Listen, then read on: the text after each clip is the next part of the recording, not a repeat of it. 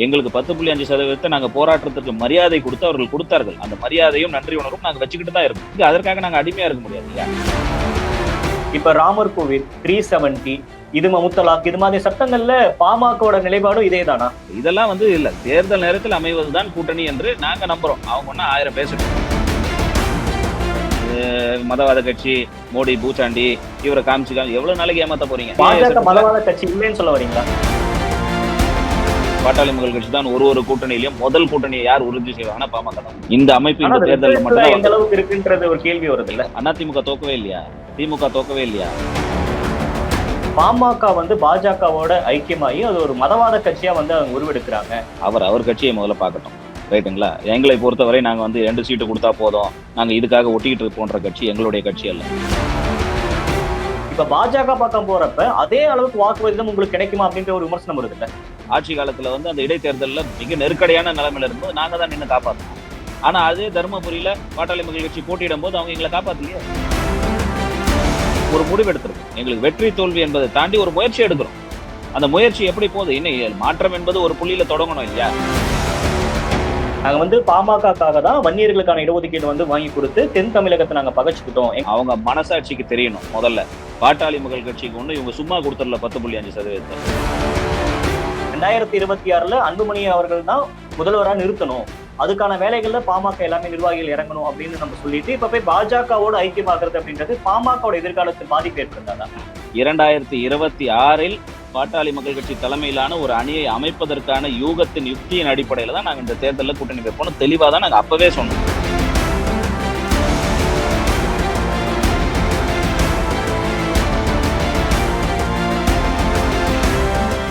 அனைவருக்கும் வணக்கம். இன்றைய சிறப்பு நேர்காணலில் நம்மோடு இணைந்திருக்கிறார் பாமகவை சேர்ந்த முன்னாள் சட்டமன்ற உறுப்பினர் கணேஷ்குமார் அவர்கள். வணக்கம். வணக்கம். பாஜகவோட கூட்டணிய உறுதி செஞ்சிருக்கு பாமக. 10 தொகுதிகள் வரைக்கும் போட்டியிட்டதா தகவல் கிடைச்சிருக்கு. என்ன மாற்றம்? ஏன் பாஜகவோட கூட்டணி? இல்ல, மாற்றம்லாம் இல்லை. நாங்க தொடர்ந்து தேசிய ஜனநாயக கூட்டணியில தான் வந்து தொடர்ந்துட்டு இருக்கிறோம். இதை பொறுத்த வரைக்கும் ஒரு ஆப்பர்ச்சுனிட்டி இருந்துச்சு. எங்களுடைய தலைமை வந்து அந்த அதிகாரத்தை வந்து மருத்துவர் ஐயாவிடம் கொடுத்தாங்க. மருத்துவர் ஐயா அவர்கள் உயர்நிலை குழு எல்லாத்தையும் கலந்து பேசி எது வந்து நமக்கு சாத்தியமாக இருக்கும், அடுத்த தேர்தலை எல்லாம் சந்திப்பதற்கு, பாட்டாளி மக்கள் கட்சியை வலுப்படுத்துவதற்கு எது சரியாக இருக்கும் என்ற ஒரு அணுகுமுறையில நோக்கி இது பாஜகவோட கூட்டணிக்கு நம்ம சேர்ந்திருக்கோம். இப்ப இன்ன வரைக்கும் ஒரு திராவிட அரசியல்ல இருந்தீங்க. அதிமுகவோட கூட்டணியில 2019, 2021 2021ல கணிசமான இடங்கள்ல நிறைய இடங்கள்ல வெற்றி பெறவும் முடிஞ்சு. அதுக்கான காரணம் பாமகவோட கூட்டணி.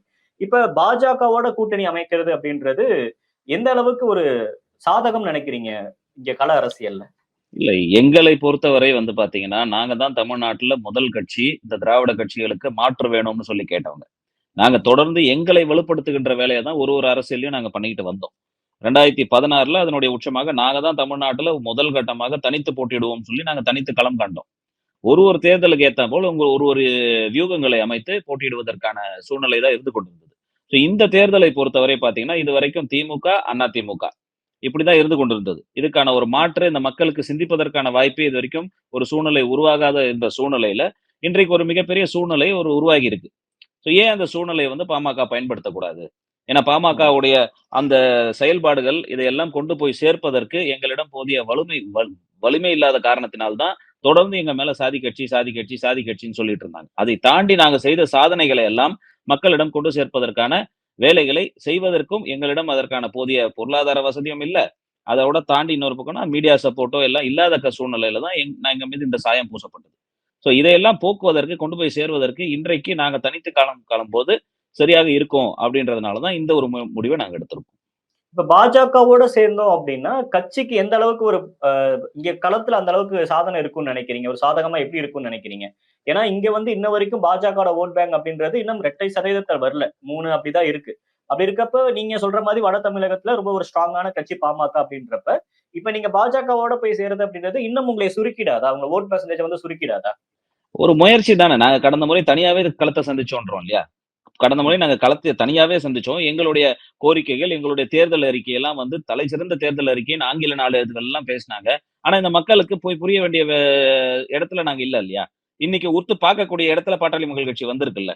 அப்ப பாட்டாளி மக்கள் கட்சி என்ன சொல்றாங்க, என்ன செய்ய போகிறார்கள்? எங்களை பொறுத்த வரைக்கும் எல்லா கட்சியும் ஒண்ணுதாங்க.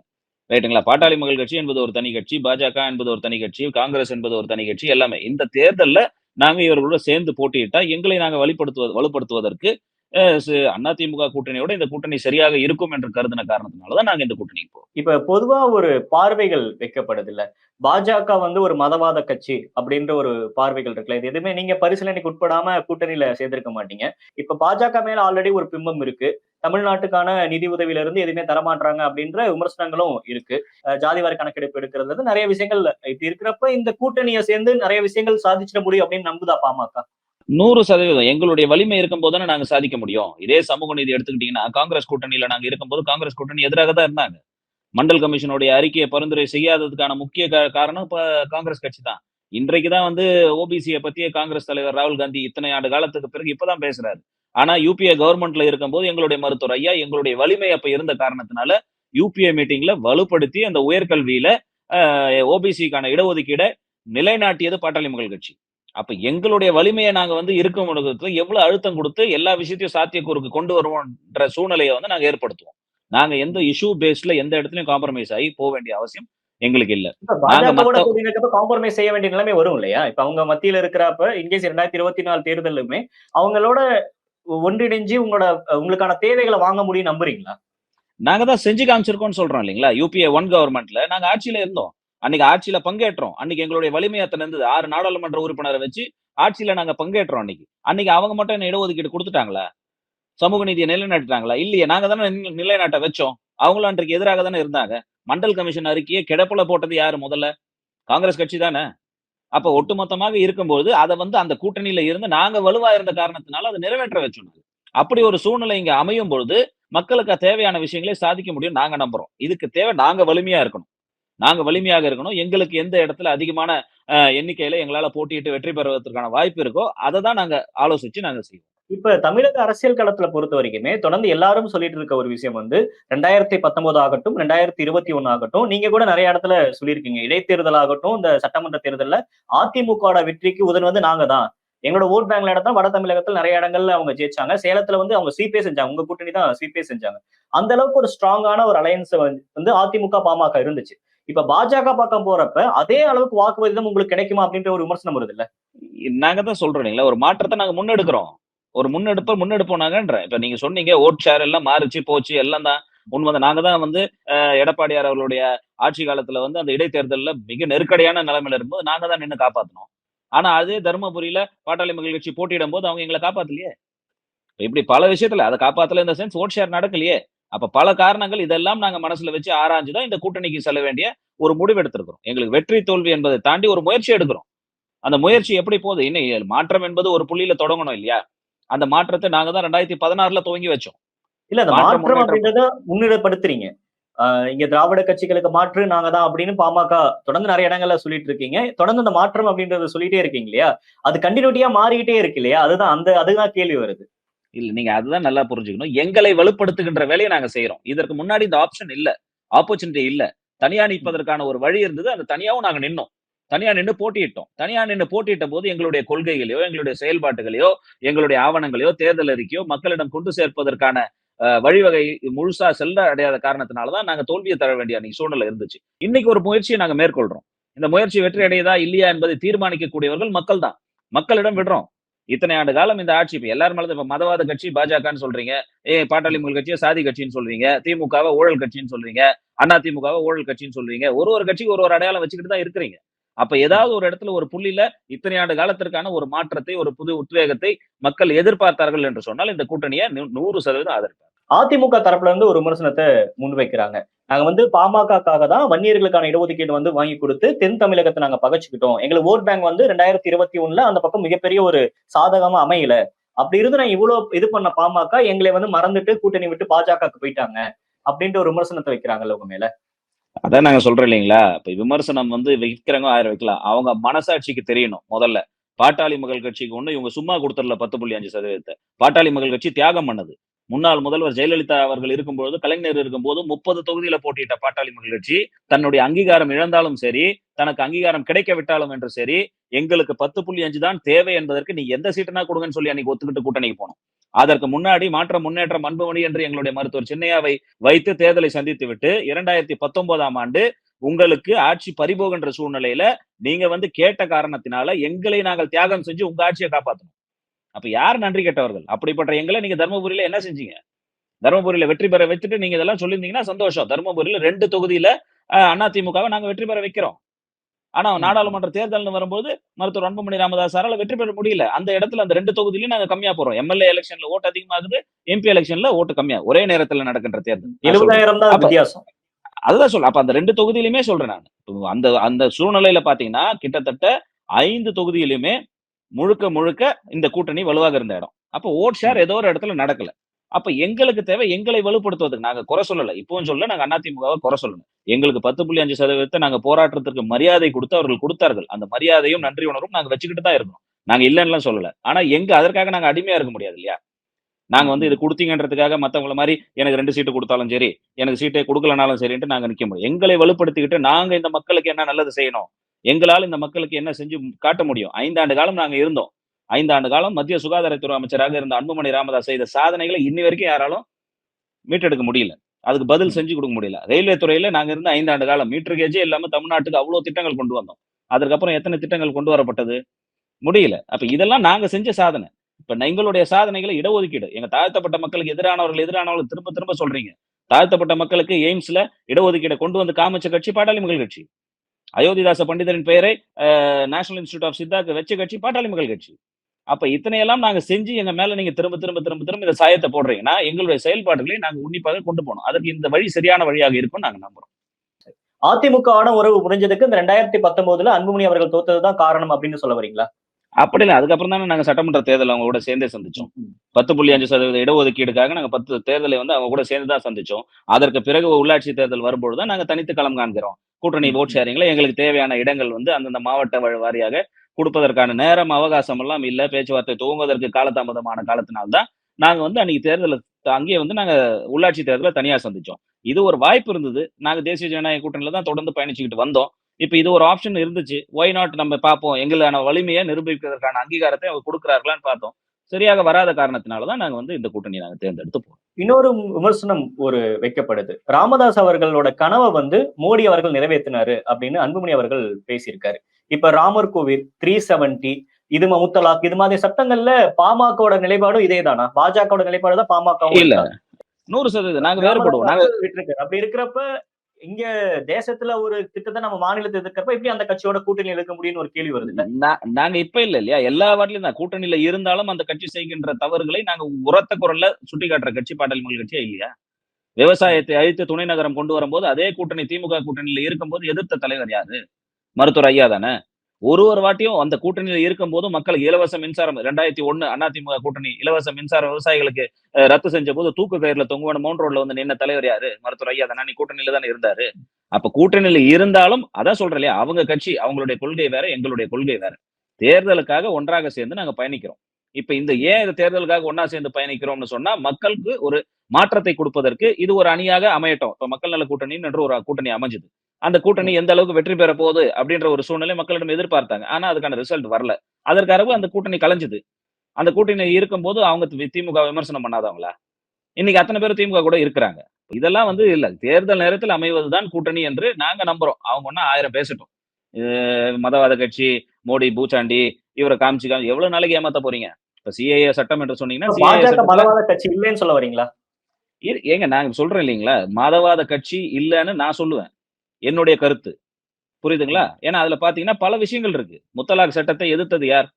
முத்தலாக் சட்டத்துல உங்களோட பார்வை என்ன? நீங்க எந்த முஸ்லிம் பெண்கள் வந்து எதிர்த்துட்டாங்க? சொல்லுங்க. இப்ப சிஏஏ சட்டம் வந்தது. சிஏஏ சட்டத்துல மாற்றம் வேணும்னு கேட்ட முதல் ஆள் நாங்க தான். ரைட்டுங்களா? ம். இன்னைக்கு மாற்றம் கொண்டு வர முடியல. அது எதிர்த்தோம். ஆரம்பத்துல ஆதரிச்சோம், எதிர்த்தோம். ஏன் ஆரம்பத்துல ஆதரிச்சோம்னா, சிஏஏ வேணும்னு இன்னைக்கும் தான் நாங்க சொல்றோம். வேண்டான்னு சொல்லல. ம். ஆனா, பாகுபாடு இல்லாத சிஏஏவா இருக்கணும். சிட்டிசன்ஷிப் அமெண்ட்மென்ட் ஆக்ட் அப்படின்றது ஒரு நாட்டுக்கு தேவையானது. நீங்க எந்த நாட்டுக்கு போனாலும், அந்த நாட்டுல கிரீன் கார்டு வாங்கணும்னாலோ, அந்த நாட்டினுடைய சிட்டிசன் ஆவணும்னாலோ, அதுக்கான வழிமுறைகள் வகுத்து தான் வச்சிருப்பாங்க. இத்தனை ஆண்டு காலம் நீங்க அங்க இருக்கணும். இத்தனை ஆண்டு காலம் நீங்க பணியாற்றி இருக்கணும். இதெல்லாம் உங்களுக்கு தேவை. அப்பதான் எங்க நாட்டுல நாங்க கிரீன் கார்டு குடுப்போம்னு ஒரு நாட்டிலேயும் உண்டு. ஆனா எங்களுடைய அதுல பார்வை அப்படிதான் இருக்கு. இஸ்லாமியர்கள் தவிர்க்கிறதுனால ஆ தான் அ கேள்விகளே வருது. மீண்டும் சொல்றேன். இந்த நாட்டில் இருக்கக்கூடிய இஸ்லாமியர்கள் அது எந்த பாதிப்பும் இல்ல. அது ம். வந்து அந்த தலைமை காஜியே சொல்லியிருக்கிறாரு. இப்ப நாங்க அடுத்த கட்டம் என்ன சொல்றோம், இஸ்லாமியர்கள் இல்ல. எதுவுமே பாகுபாடு இல்லாம அதற்கான மாற்றத்தை கொண்டு வந்து நீங்க சிஏஏவ அமல்படுத்துங்கன்னு தான் சொல்றோம். என்ஆர்சியை பொறுத்தவரைக்கும் நாங்க எதிர்க்கவே இல்ல. நேஷனல் சிட்டிசன்ஷிப் ரிஜிஸ்டர் தேவை. நீங்க எதிர்க்கிறீங்கன்றதுக்காக நீங்க ஓட்டுக்காக, ஓட்டு அரசியலுக்காக, இஸ்லாமியர்களோட ஓட்டுக்காக அது ஒட்டுமொத்தமா நீங்க எதிர்ப்பீங்கன்னு சொன்னா, அதற்கு நாங்க செய்ய மாட்டோம் அந்த வேலைய. இதுதான் எங்களுடைய நிலைப்பாடு. எங்களுடைய நிலைப்பாட யாரும் பார்க்கல. இன்னைக்கு நீங்க கேட்கிறீங்க, நான் சொல்றேன். இதுக்கான வாய்ப்பே இப்ப தானே வருது எங்களுக்கு. இத்தன வருஷம் ம், சொல்ல ம், சொல்ல யாரும் கேட்கலையா அத? ம். எங்கள ஒட்டுமொத்தமா இவர்கள் சிஏஏக்கு எதிரானவர்கள், ஓட்டு போட்டவங்க இதுதானே பேசுனீங்க. நாங்க ஏன் போட்டோம்? எதுக்காக இத வந்து நாங்க மறுக்கிறோம்? அப்படின்றது யாராவது சொன்னா, அந்த இடத்துல எங்களுடைய வலிமை இருந்ததுன்னா, இந்த மாற்றத்த நாங்க அப்பயே கொண்டாந்திருப்போம். ம், ம். எங்களுடைய வலிமை இல்ல. ஒரு ராஜ்யசபா எம்பி தான் நாங்க வச்சிருந்தோம். இதுவே எங்ககிட்ட நாங்க தீர்மானிக்கிற இடத்துல இருந்திருந்தோம்னா, எப்படி வந்து உயர்கல்வியில ஓபிசிக்கான ரிசர்வேஷன கொண்டு வந்தோமோ, அந்த மாரி சிஏஏலயும் நாங்க திருத்தம் கொண்டு வந்திருக்கோம். சில மாதங்களுக்கு முன்னாடி பாமகவோட பொதுக்குழு கூட்டத்துல வந்து அன்புமணி அவர்கள் பேசுறப்ப, இங்க மற்ற கட்சிகள் எல்லாம் கூட வலுவா இருக்காங்க. ஆனா இங்க வட தமிழகத்துல ஒரு முக்கியமான கட்சி, அரசியல தீர்மானிக்கக்கூடிய கட்சியா இருக்க பாமக இன்னும் கூட கூட்டணிக்காக கையேந்திட்டு இருக்க நிலைமையில இருக்கு. 2026ல அன்புமணி அவர்கள் தான் முதல்வரா நிறுத்தணும். அதுக்கான வேலைகள்ல பாமக எல்லாமே நிர்வாகிகள் இறங்கணும் அப்படின்னு நம்ம சொல்லிட்டு, இப்ப போய் பாஜகவோட ஐக்கியமாகுறது அப்படின்றது பாமகவோட எதிர்காலத்துக்கு பாதிப்பு ஏற்படுத்தாதா? இல்ல இப்ப மீண்டும் சொல்றேன். 2026ல நிலைப்பாடு என்னன்னு இருக்குல்ல? இது நாடாளுமன்றத்துக்கான தேர்தல். நாங்க ம். வந்து அதற்கு முன்னாடி தொடர்ந்து எங்களுடைய தலைவரிடம் கேட்கும்போது, நீங்க யார் கூட எம்பி எலக்ஷனுக்கு கூட்டணி போறீங்கன்னும்போது, 2026ல் பாட்டாளி மக்கள் கட்சி தலைமையிலான ஒரு அணியை அமைப்பதற்கான யூகத்தின் யுக்தியின் அடிப்படையில தான் நாங்க இந்த தேர்தல்ல கூட்டணி வைப்போம்னு தெளிவா தான் நாங்க அப்பவே சொன்னோம். இன்னைக்கு சொல்லல. ம். ரைட்டுங்களா? அப்ப எங்களுடைய பார்வை 2026ல பாமக தலைமையிலான ஒரு அணியை அமைப்பதற்கு பாமக வலுவான கட்சி. அவர்களுடைய சிந்தனை, அவருடைய எண்ணங்கள் எல்லாம் எப்படி மக்கள் நலன் சார்ந்து இருக்கிறது என்பதை மக்களுக்கு கொண்டு போய் சேர்க்கணும். அதற்கான வழியாக தான் நாங்க இத பார்க்கிறோம். தொடர்ந்து பாஜக கூட்டணியில இருக்கக்கூடிய மாநிலங்கள பொறுத்தவரைக்கும், அங்க கூட்டணி கட்சிகளோட உழைப்பை எடுத்து தான் பாஜக அங்க வளர்றாங்க. அப்படின்னு பொதுவா உதாரணங்கள்லாம் இருக்கு. இப்ப வந்து ஏக்நாத் ஷிண்டே விவகாரத்துல இருந்து நெறைய விஷயங்கள், பீகார்ல நிதிஷ்குமார் வரைக்கும் நெறைய உதாரணங்கள் இருக்கு. இப்ப பாஜக வந்து பாமகவ வந்து வோட் பேங்க் வந்து உறிஞ்சிரும் அப்படின்ற ஒரு பார்வைகள் வருது இல்லையா? அதுக்கு நீங்க என்ன பதில் சொல்ல போறீங்க? சரி. பாட்டாளி மக்கள் கட்சி துவங்கப்பட்டு 35 ஆண்டுகளுக்கு மேல ஆகுது. எங்களுடைய வோட் பேங்க் எங்கேயும் சரிஞ்சதில்ல. எத்தனையோ தலைவர்கள் சென்றிருக்கிறார்கள். பாட்டாளி மக்கள் கட்சியிலிருந்து எத்தனையோ தலைவர்கள் வெளியேறி இருக்கிறார்கள். சக்தி வாய்ந்த தலைவர்கள் எல்லாம் வெளியேறி இருக்கிறார்கள். எப்படி ஆனாலும் நாங்க தோல்வியே சந்திச்சாலும் எங்களுடைய வாக்கு வங்கி என்பது அந்த 5 6% வாக்குகள நாங்க குறையல. இன்னும் சொல்லணும்னு சொன்னா, எங்களது 5லிருந்து 6% ஓட்டுன்னு இந்த தேர்தல் ஆணையம் எல்லாரும் நீங்க சொல்றது, குறிப்பிட்ட 90 தொகுதியில நாங்க வாங்குன வாக்க வச்சு தான். ம். 234 தொகுதியிலயும் நாங்க பெர்ஃபார்ம் பண்ணிரல. அப்ப இந்த 90 தொகுதியில நீங்க கணக்கு பண்ணீங்கன்னா, ஒரு தொகுதியிலயும் 15லிருந்து 20% வாக்குகள் நாங்க வச்சிருக்கிறோம். அப்ப எங்களுடைய சக்தி என்ன அப்படின்றத நாங்க வெளிக்காட்டுவதற்கான ஒரு முயற்சியாக தான் 2016ல நாங்க தனியா நின்னோம். தனியா நின்னு 3வது இடமாக நாங்க வந்தோம். கிட்டத்தட்ட தமிழ்நாட்டுல அண்ணா திமுகவுக்கு அப்புறம் ஒரு வாக்கு வங்கியை நிரூபிச்ச கட்சியாக பாட்டாளி மக்கள் கட்சி இருந்தது. பாட்டாளி மக்கள் கட்சியை பொறுத்தவரை மருத்துவர் சின்னையா அவர்களை நம்பிதான் இந்த கட்சி இருக்குதே தவிர, எங்களுடைய ஓட்டு வங்கியை வந்து உறிஞ்சிடுவாங்க, பிஜேபியா எடுத்துட்டு போயிடுவாங்கன்றத நாங்க நம்பல. யார் வேணா என்ன பெர்செப்ஷன் சொல்லலாம். பாட்டாளி மக்கள் கட்சி உறுதியான கட்சி. அதற்கான அடிப்படையில வலுவாக கட்டமைப்பு வைத்திருக்கக்கூடிய கட்சி. அசைத்து பார்க்க முடிவதற்கு யாருக்கும் வாய்ப்பில்லை என்பதுதான் எங்களுடைய கருத்து. ஏன்னா இப்ப அதிமுகல இருந்து பாஜக வெளிவந்ததுக்கான ரீசன் சொல்லக்கூடியது வந்து, எங்களோட வோட் பேங்க் வந்து அவங்க எடுத்துக்க பாக்குறாங்க. அதனால தான் நாங்க சுதாரிச்சுக்கிட்டோம் அப்படின்னு அதிமுக இருந்து பாஜக கூட்டணியிலிருந்து வெளிய வந்ததுக்கு அப்புறம் அதிமுக தலைவர்கள் எல்லாரும் சொல்லக்கூடிய ஒரு விமர்சனம். இந்த ஒரு விவகாரத்துல பாமக வந்து தவறான முடிவு எடுத்துருச்சா? அப்படின்ற ஒரு கேள்வி வருதுல்ல. நாங்க பல நாள் யோசிச்சு தானே இந்த முடிவு எடுக்கிறோம். அது எப்படி தவறான முடிவாக எடுப்போம்? நாங்க ஒரு ட்ரையல் அண்ட் எரர் ஒரு பரீட்சைய தான் நாங்க எழுதுறோம். இந்த ம். தேர்தல்ல ஒரு பரீட்சைய மக்கள் முன்னாடி வைக்கிறோம். மக்கள் தீர்மானிக்கட்டும். எங்க பேப்பர் கரெக்ட்டா இல்லையான்னு மக்கள் திருத்தட்டும். எங்களுடைய ம். செயல்பாடுகள் என்ன? எங்களுடைய திட்டங்கள் என்ன? எல்லாத்தையும் நாங்க மக்களிடம் கொண்டு போய் சேர்க்கிறோம். சேர்ப்பதற்கான ஒரு வாய்ப்பா இருக்கட்டுமே! மக்கள் என்ன ம். தீர்ப்பு குடுக்குறாங்களோ, அத ஏத்துக்க தானே போறோம் நாங்க. இல்ல இந்த இடத்துல பொறுத்தவரைக்கும் மக்களோட மனநிலை குறிப்பா வந்து வட தமிழகத்துல இருக்கக்கூடிய மக்களோட மனநிலை ஆகட்டும், இல்ல பாமக நிர்வாகிகளோட மக்களோட மனநிலை தான் பாஜகவோட கூட்டணிக்கான உந்துதல் அப்படின்னு எடுத்துக்கலாமா? 100% நாங்க ஒரு முயற்சி எடுக்கிறோம்னு சொல்றோம். மீண்டும் சொல்றேன். மக்களுடைய மனநிலையை கணிப்பதற்கு இங்க யாராலயும் முடியாது. உண்மையா இல்லையா? 2011 தேர்தல்ல அதிமுக அணி இவ்ளோ பெரிய வெற்றி பெறும்னு யாரும் நெனச்சு கூட பார்க்கல. 2014ல அதிமுக வந்து யாரிடம் மோடியா, லேடியா என்று சொல்லி 38 தொகுதியில நிப்பாங்க. திமுக ஒரே தொகுதியில கூட ஜெயிக்க முடியாத சூழ்நிலை வரும்னு அவங்களும் நெனச்சு பார்க்கல. மக்களை கணிப்பது என்பதெல்லாம் இல்ல. மக்களிடம் முன்னாடி நம்ம என்ன பிரசன்ட் பண்றோம்? நம்ம என்னத்த கொண்டு போய் மக்கள் முன்னாடி வைக்கிறோம் அப்படின்றது தான் விஷயம். எங்களுடைய செயல்பாடுகளை எல்லாம் இவ்வளவு நாள் வச்சாலும் அது வந்து வெளிச்சத்துக்கு வரல. இன்றைக்கு ஆரம்பமே எங்களுக்கு பிரகாசமாக இருக்குதுன்னு தான் சொல்லணும். ஏன்னா அத்தன பேரும் பாமகவ இன்னைக்கு திரும்பி பார்க்க ஆரம்பிச்சிருக்காங்க. இவங்க யாரு கூட்டணி செல்வாங்க? பிஜேபியோட பல பேர் ஒவ்வொரு சொல்லட்டும். தேர்தல் நேரத்திலையும் அரசியல் லாபத்துக்கு பாமகவோட சொல்லட்டும். கூட்டணி நிலைப்பாட எல்லாரும் கவனிக்க தானே செய்றாங்க. 100% இல்லங்க. நான் மீண்டும் சொல்றேன். பாட்டாளி மக்கள் கட்சி தான் ஒரு கூட்டணியிலயும் முதல் கூட்டணிய யார் உறுதி செய்வாங்கன்னா, பாமக தான் உறுதி செய்யும். இந்த அமைப்பு ஆனா இந்த அது தேர்தல்ல ரிசல்ட்ல மட்டும் தான் எந்த வந்து அளவுக்கு இருக்குன்றது ஒரு கேள்வி வருதுல்ல. வெற்றி, தோல்வி எல்லாருக்கும் தாங்க சகஜம். அதிமுக தோக்கவே இல்லையா? திமுக தோக்கவே இல்லையா? காங்கிரஸ் தோக்கவே இல்லையா? அதெல்லாம் முக்கியம் இல்ல. மக்களிடம் நம்ம என்ன பிரசன்ட் பண்ணி மக்கள் தான் எஜமானர்கள். மக்கள் தான் தீர்மானிக்கக்கூடியவர்கள். வெற்றி, தோல்வி என்பது எந்த தேர்தல்ல வேணாலும் வரும். அத பத்தி கவலை இல்ல. ஆனா நம்ம எந்த இடத்துல நம்மள வளர்த்துக்கிட்டு போறோம்ன்றது தான் எங்களுடைய அ நிலைப்பாடு. இப்ப நாங்க 5 இறுதியா எம்எல்ஏ ஒரு வச்சிருக்கிறோம். கேள்வி. விசிக தலைவர் திருமாவளவன் அவர்கள் ஒரு குற்றச்சாட்ட முன் வச்சிருக்காங்க. பாமக வந்து பாஜகவோட ஐக்கியமாகி அது ஒரு மதவாத கட்சியா வந்து அவங்க உருவெடுக்குறாங்க. அங்க இருக்கக்கூடிய மக்களுக்கு பாமக வந்து தன்னோட நம்பிக்கைய வந்து இழக்க வச்சுருவாங்க. பாமகவ அங்க இருக்கக்கூடிய மக்கள் யாரும் நம்ப மாட்டாங்க அப்படின்ற விமர்சனத்த திருமாவளவன் அவர்கள் முன்வைக்கிறாரு. எங்க கட்சிய பார்த்துவதற்கு மருத்துவர் சின்னையாலாம் இருக்கிறார். அவர் கட்சிய முதல்ல பார்க்கட்டும். ரைட்டுங்களா? எங்களை பொறுத்தவரை நாங்க வந்து 2 சீட்டு குடுத்தா போதும். நாங்க இதுக்காக ஒட்டிக்கிட்டு போன்ற கட்சி எங்களுடைய கட்சி அல்ல. எங்க கட்சிய பொறுத்தவரைக்கும் கூட்டணியிலே இருந்தாலும் எதிர்த்து துணிந்து பேசுகின்ற ஒரு தலைவர் மருத்துவர் ஐயா அவர்கள் தான். எங்களுக்கு வெற்றியோ இதெல்லாம் 2வது. எங்களை நாங்கள் நிலைநாட்டுவதற்கு நாங்க எல்லாரையும் ஒரே மாரி தான் பார்க்கிறோம்னு சொல்றோம். இப்பவும் சொல்றேன். காங்கிரஸையும் ஒரே மாரி தான் பார்க்கிறோம். நீங்க மதவாத கட்சியா பாருங்க. நாங்க பார்க்கணுன்ற அவசியம் எங்களுக்கு இல்ல. எங்களுடைய பார்வை என்ன என்பதை நாங்க தான் தீர்மானிக்கிறோம். நீங்க தீர்மானிக்க கூடாது. நீங்க மதவாத கட்சின்னு சொல்லிட்டீங்கன்னா, பாமகவும் மதவாத கட்சின்னு கூடவே சொல்லணும்னு நினைப்பது என்ன நிலையான மனநிலை அது? ஒரு பெரிய அண்ணனுடைய மனநிலை தானே! ஒரு என்ன சொல்றது? ஒரு ஓட் அது எப்படி சொல்றது? மாஸ் நீங்க தான் அத மென்டாலிட்டில புரிஞ்சுக்கணும். சொல்லக்கூடிய ஒரு விஷயம். நான் நெனச்சா நீயும் அத நெனைக்கணும்னு சொல்றது வந்து தவறு. எங்களுடைய பார்வை நாங்க ஆரம்பத்துல இருந்தே இப்படிதான். தொடர்ந்து எங்களுடைய பார்வை என்பது வித்தியாசமான பார்வை. இப்ப தான் எங்களுடைய பார்வைய வந்து நீங்க வந்து உற்று நோக்க ஆரம்பிச்சிருக்கிறீங்க. நாங்க பிஜேபி கிட்ட போனோம். பிஜேபி இத்தன பேர் பிஜேபில சேர்ந்திருக்கிறானே அவன்லாம் மனுஷன் இல்லையா? இருக்கட்டும் 3% வாக்குன்னு சொல்றீங்க ஸ்ட்ராங்கான இல்லையா? கேண்டீடேட் கேண்டிடேட் அப்படின்றது இப்ப பாமக மட்டும் தான் இருக்கக்கூடிய ஸ்ட்ராங்கான ஏங்க கட்சி. மீண்டும் சொல்றேன் 2025 திமுக எப்படிங்க வந்தது? காங்கிரஸ் ஸ்ட்ராங்கா இருந்தது. அன்னைக்கு திமுக வரும்னு யாராவது எதிர்பார்த்தாங்களா? திமுக ஒரு புதிய மாற்றத்தை குடுத்து தானே மொழிக் கொள்கைய முன்னாடி வச்சு தானே வந்தது. அன்னைக்கு காங்கிரஸை முழுசா எதிர்த்தது தானே திமுக. திமுக என்ற கட்சி எப்படி உருவாக்கப்பட்டது? காங்கிரஸை எதிர்த்து தானே உருவாக்குனாங்க. இன்னைக்கு காங்கிரஸ் கூட கூட்டணி வச்சுக்கிட்டு இருக்காங்கல்ல. இதுதான். அப்ப மாற்றத்தை யார் கொண்டு போய் வைக்கிறாங்க? என்ன மக்கள் முன்னாடி பிரசன்ட் பண்றாங்க அப்படின்றது தான் வித்தியாசம். வாக்கு வங்கி என்பதெல்லாம் அடுத்தது தான். எங்களுடைய நிலையை நாங்க வளர்ப்பதற்கான வழியாக இத நாங்க பார்க்கிறோம். தமிழ்நாட்டுல பாஜகவோட வளர்ச்சிய எப்படி பார்க்குறீங்க? பாஜக வளர்ந்திருக்குன்னு நினைக்கிறீங்களா? ஏன்னா இங்க பிரதான போட்டியே வந்து யார் எதிர்க்கட்சி அப்படின்ற போட்டி தான். அதிமுக எதிர்க்கட்சி அப்படின்னு அவங்க கிளைம் பண்றாங்க. பாஜக நாங்க தான் எதிர்க்கட்சின்றாங்க. பாமக பொறுத்தவரைக்கும் மக்கள் பிரச்சனைகளுக்கு நாங்க தான் நிக்கிறோம். அதனால நாங்க தான் எதிர்க்கட்சி அப்படின்னு சொல்றாங்க இல்லையா? அப்ப நீங்க சொல்லுங்க யார் எதிர்க்கட்சி? பாட்டாளி மக்கள் கட்சியை பொறுத்தவரை நாங்கள் தான் எதிர்க்கட்சி. இதில் சொல்றதுக்கு எங்களுக்கு எந்த தயக்கமும் இல்ல. ஏன்னு சொன்னீங்கன்னா, உங்களுக்கு தெரியும். மருத்துவர் ஐயாவுடைய அறிக்கைகளும் சரி, ஒரு அரசு சார்ந்த திட்டங்களை வந்து முதல்ல யார் எதிர்ப்பாங்கன்னு சொன்னா, பாட்டாளி மக்கள் கட்சி தான் எதிர்ப்போம். அதே மாரி நல்லது ஒரு அரசாங்கம் செய்யும்போது யார் தோள் கொடுப்பார்கள், கை தட்டுவார்கள் என்று சொன்னால் பாட்டாளி மக்கள் கட்சி தான் கை தட்டும். பல விஷயத்துக்கு நாங்க இது உதாரணம் சொல்லலாம். 2006 நாங்க கூட்டணியில இருந்து வெளியில வந்துட்டோம் திமுக கூட்டணியில இருந்து. வெளியில வந்திருக்கக்கூடிய சூழ்நிலையில கூட அன்னைக்கு மேல் சபை வேணும் அப்படின்ற தீர்மானம் வந்தபோது, யார் போய் முதல்ல கையெழுத்து போட்டா? நாங்க கூட்டணியில இல்ல. முதல் அடியாக. அடுத்தபடி கலைஞர் மறைந்த பிறகு, கலைஞர் மறைவுக்கு பிறகு எல்லா கட்சியும் அதிமுகவோட நீங்க போய் கேட்டுக்கிட்டு இருந்தீங்க. ஆனா நீதிமன்றத்துல ஒரு வழக்கு பாட்டாளி மக்கள் கட்சி இருந்தது. யாரையாவது எங்கள கேட்டீங்களா? கேட்கறதுக்கு முன்னாடி முதல் ஆளாக போய் நின்னு அந்த வழக்க வாபஸ் வாங்கி கலைஞருக்கு அந்த இடத்த குடுங்கன்னு சொன்ன கட்சி பாட்டாளி மக்கள் கட்சி. எங்கள யாரும் கேட்டு செய்வோம். எங்களுக்கு எது சரின்னு செய்யுதோ நாங்க செஞ்சுட்டு போயிட்டே இருப்போம். இதுதான் பாட்டாளி மக்கள் கட்சியோட நிலைப்பாடு. எதிர்க்கட்சி என்று வரும்பொழுது மக்களுக்கு தேவையான மக்கள் நல திட்டங்களுக்கு எதிராக ஒரு அரசாங்கம் செய்கிறதுனா, அது எதை எதிர்க்கிறதோ, எந்த கட்சி முன்னாடி வந்து நின்னு எதிர்க்கிறதோ, அது உண்மையான எதிர்க்கட்சியாக தான் இருக்கும். அது பாஜகவா இருக்கட்டும், அதிமுகவா இருக்கட்டும், பாமகவா இருக்கட்டும். பாமக எந்த இடத்திலயும் சமரசம் இல்லாமல் அத நாங்க செஞ்சுகிட்டு இருக்கோம். இப்ப பாஜகவோட வளர்ச்சிக்கு பாமக தேவையா? இல்ல பாமகவோட வளர்ச்சிக்கு பாஜக தேவையா?